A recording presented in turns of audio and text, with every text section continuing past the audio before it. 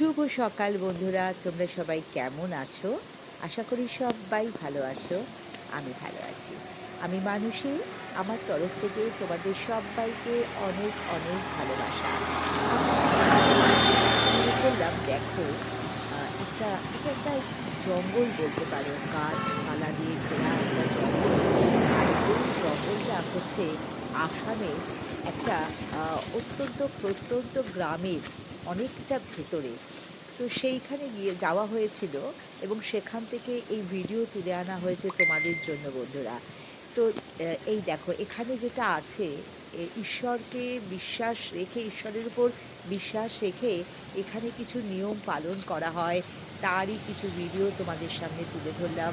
অত্যন্ত জাগ্রত ঈশ্বরের এই বিগ্রহ, যতটুক যা দেখাতে পাচ্ছি, এবং গাছের সাথে যা বাঁধা রয়েছে তোমরা দর্শন করো।